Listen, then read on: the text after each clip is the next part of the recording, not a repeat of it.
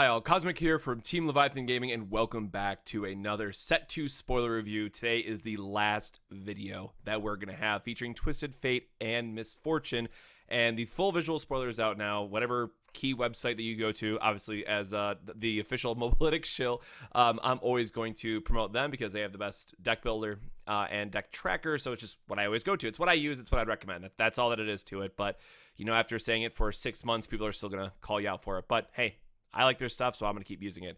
So up first, we have Twisted Fate. And honestly, I wasn't too excited for these spoilers when they came out. But then we saw this card I have here that's kind of highlighted and brought out by itself.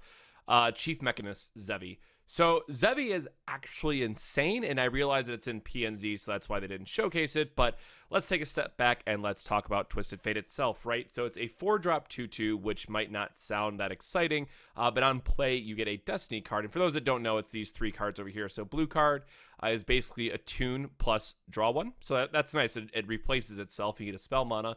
Attune is a keyword that refills 1 spell mana for those that missed the other videos. The red card, deal 1 to all enemies and the enemy nexus. This is really important because it's going to stop spider spam, and it's going to ping the nexus to trigger your plunder effects. And then gold card, deal 2 and stun the strongest enemy, which, you know, might not be the greatest, but if they have like some go tall strategy, then sure, it works. So I definitely like red and blue cards. So when we saw this initially, you know, his level up is he has to be in play and you draw 8 cards. That's going to be very, very difficult. However, what Twisted Fate is most likely going to offer is just I have 3 champion spots left because I'm doing some other deck.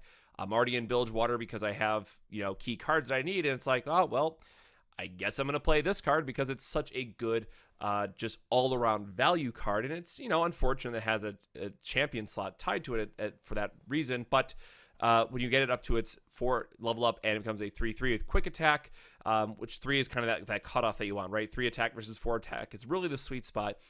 He really starts to combo off, and you get to get those extra Destiny cards every single turn. So I like what he can do long term, but it's going to be very difficult to really find him in a special spot. So again, if someone can make this work and this Mechanist Zevi card becomes a real thing where you're then firing off multiple cards for Twisted Fate a turn, leveling them up and grinding them out with just free Destiny cards, right? Because it's always going to give you the blue, red, gold in that order. It can be really strong, and I really like that. However, we saw some of these other cards that, you know, just didn't really jump out to me and weren't all that exciting. So Pool Shark, when I'm summoned, draw 1 fleeting next round, so it just means the next turn you draw 2. Again, kind of a cute enabler for setting up Twisted Fate, but really these require you to have a very low mana curve, so you're not just burning whatever you draw, right? And like, you can't always play this on 1 because you go to in a turn 2, you only have 2 mana to work with. Chances are you're going to end up burning something that you actually needed. So this is a 1-drop that isn't a 1-drop, you know, 1-drop in the sense of a turn 1 play, right? If that makes sense. So really awkward card to play around, but I think it's obviously good for, you know, if you're playing into this archetype, you're probably playing this anyways because Twisted Fate needs a card draw to level up, right? So is Pool Shark going to be playable? I'm not sold on it, but I think it's, you know, someone who wants to build all in on the strategy can definitely make that happen for Twisted Fate. Black Market Merchant. So this card, I will admit that I immediately hate. I love the full art of it because it has a crab, and I think that's hilarious, and I really hope we get a crab icon. But when you draw an enemy card, reduce its cost by 1, and then Plunder, draw 1 from the enemy deck. So again, Plunder, keeping in mind that is a on-hit effect. It's an effect that is enabled once you hit the Nexus, I should say. So you attack, you hit the enemy Nexus, it goes back to your priority. It'll give you that sweet glow animation, right? And then the Plunder will trigger when you play it from your hand. Now, a key thing here is that it is a on-play effect, so summoning or reviving won't happen to trigger it. But the draw 1 from the enemy deck, I see if people are running treasures or just some kind of like steal strategy, it's going to be super annoying, and I don't I don't like it one bit. I'm sure there's going to be some awesome clips of people just raging out, you know, with this type of strategy. Because again, keep in mind, when the spoilers came out, that's the only one we've seen so far, but there's actually quite a few cards that steal from your opponent's deck. Oh, it's going to be good for memes, but I'm going to hate it. I'm sure it's going to happen to me because I'm going to start the treasures deck and someone's going to get like my treasure trove right off the bat, and it's going to hurt. So meme card, I definitely like that there's going to be probably some synergy to it with the Maokai list just to burn out your opponent faster. But beyond that, you know, we have to see. And then we have Brash Gambler as a 4-drop 4/5. So really nice stats, especially for Bilgewater. To play me, discard 2. So very, very expensive cost.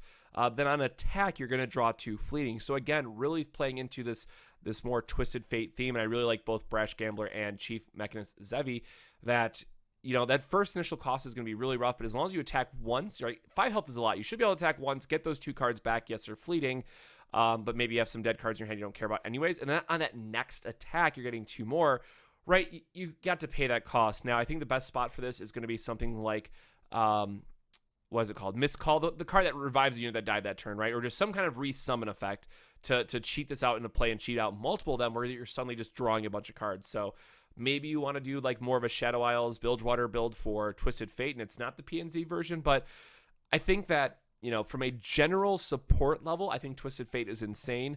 From a archetype build, I think it's very, very weak. But if somebody can build these, figure out these 2 cards and figure out a list that works for him, I think Twisted Fate can absolutely be just an all-around insane card. I honestly rated it very, very low at first, but then once we saw the Chief Mechanist Zevi and we saw some of the other cards that he had within the set, okay, I definitely see where it's going to, have some play opportunities. And again, I think that the flexibility that it offers is such a big deal that, it's not just a card that you're going to throw in every single deck and be happy, because it still does take 3 champion slots, and that's very difficult. But if you have a more 1 champion strategy type of deck, then chances are, if you're already in Bilgewater, just throw in 3 Twisted Fate and it'll be fine, because the versatility that it offers, right? It becomes, this is quick comparisons, but it becomes a, Withering Wail in some situations. It just becomes a free draw card, a tune, in some other spots. And then a stun effect also can be very, very good. So it really has this, I'm 4 different cards in one type of thing that it's kind of difficult to evaluate kind of right now. But once the meta settles, we might end up finding a key place for it. And then the other card is Misfortune, or the last champion for set 2. And I really like this. I think there's just a lot of insane stuff going on. So if you saw our Gangplank video, basically just Misfortune, Gangplank, both these more aggressive strategies, have a lot of ping effects. Again, shout out to Tough as a keyword, or toughness on your units, just being able to prevent these effects, right? So, for example, Misfortune, when allies attack, deal 1 to the battling enemy and the enemy nexus. So this does nothing to those who have Tough. And then thinking about her champion spell as well, deal 1 3 times to battling enemies and enemy at nexus, and then double tap, deal 2 to the enemy unit, and then if it kills it 4. So, right, you're already reducing this pretty quickly. And it's stacking up bullet time, right? There's a 1-drop this down here, right? So the Crackshot Corsair has a similar effect. All these 1 damage ping effects, there's a Demacia card that says pay 1, all your allies gain Tough for the round. Now, if you're doing it just to combat the Misfortune's trigger, I'm going to argue that you're losing anyways, but just in general, as a statement here, to be able to give all your units toughness is going to be really, really strong. So let's actually look at it, right? So a 3-drop 3/3, that's fine on stats. And then she has a nice kind of like back row ability that when allies attack, deal 1 to enemy nexus. So again, has some reach, is going to trigger Plunder for you. 3-drop 3/3, so it'll easily get in. Most likely it'll easily get in for 1 attack.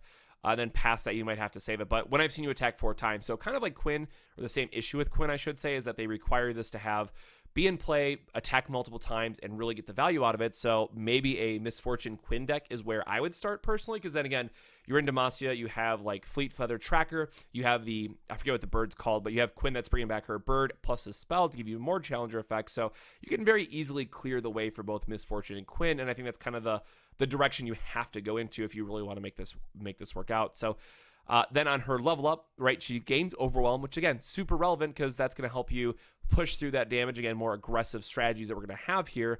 And then when allies attack, deal 1 3 times to battling enemies and the enemy nexus. So, right, you just basically, you go up in bullet time where you're now, instead of 1, it's going to be 3 times to the effect. And then again, that's going to be your champion spell as well. So going from a 1 ping to a 3 ping, but again, toughness, because it's separate instances, is going to cancel all of it. So, tough targets were already really good. Chain Vest was seeing some play, and I would not be surprised if it sees a little bit more, but Misfortune's great. I think this is exactly what we kind of wanted to end the spoilers on. I think it's definitely going to see play, and I really like just what it is from like a board presence standpoint, because right, we saw like Powdered Keg, so that we know that there's ways to increase these skill damages, making sure that we're hitting 3 and 4 at a time, and making sure it's consistently hitting your opponent board, where if you stack this up, it could be just a very easy one-sided board wipe, and your opponent's going to have a very hard time to come back from it. So Misfortune, in my opinion, absolutely going to see play. Someone's going to find the right list for it, and it's going to be very, very good.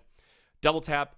So this is interesting because it costs 6, but deal 2 to enemy unit. If it kills it, deal 4 to the enemy nexus. I really like this in more of a like an all-in combo-y type of deck for the powder kegs, but for a 6 cost and an aggro deck that at most deals 2, it's nice that it gives you the burn effect, but it's a very conditional one. It's only if it kills it do you get to deal 4 to the nexus. So for right now, I'm going to rate this one very, very low in terms of like what I'd expect to see for a normal Misfortune, more aggro-y build. But if somebody can make the powder keg dream work, then this is probably one of your better enablers, just because it becomes a very solid removal and does a chunk of damage to the enemy nexus. Then for the crack shot, 1-drop 1/1, deal 1 when allies attack, deal 1 on the enemy nexus. Again, really nice that you're just a guaranteed way to hit plunder. That's what I think about these cards, both with this and Misfortune, right? Even if they chump block you out, they stop all your guys, this helps you kind of go beyond that and get to hit the enemy nexus still. You're still triggering your plunder effects, which is really, really important for this region. So I think Crackshot is, it's kind of underwhelming, right, as a 1-drop 1/1, but as an enabler for the type of deck you're playing, especially if you're playing a lot of plunder units, you're probably playing this one, if I had to take a guess. The 1-drop that you're probably not playing on the other side of it, right, is the Prowling Cutthroat. It's nice that it has fearsome and elusive. So there's some situations, right, where you think about elusives are typically lower in attack, so this should get past them, right? Everything except Monk.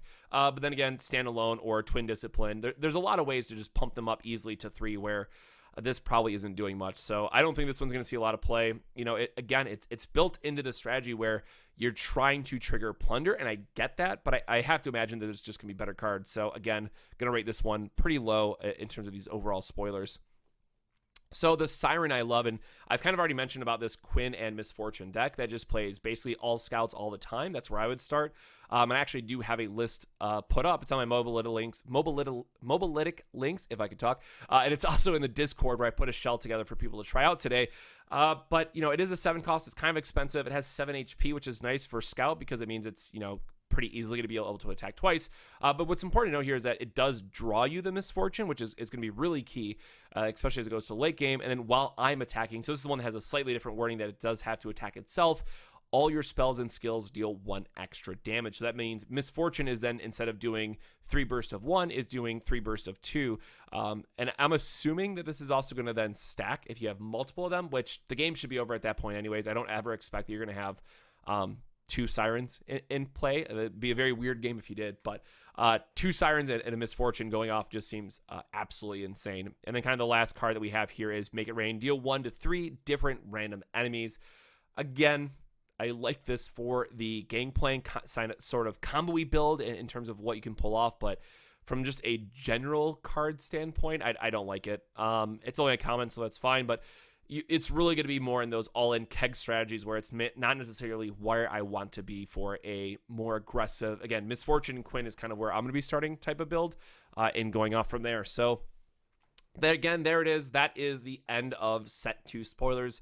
About, an hour and a half from the time of recording this, the Set 2 will be out for everybody. The patch will be administered for those that are trying to get together on mobile. You do have to wait a little bit longer for the global release on the 30th, but at least we can start getting started with Set 2 and the different spoilers and trying to build these different decks for when the ladder reset is going to happen. So I'm really looking forward to it. Again, if you guys want to see a lot of either the Nautilus or the Maokai list, those are the ones that I'm personally going to be starting with.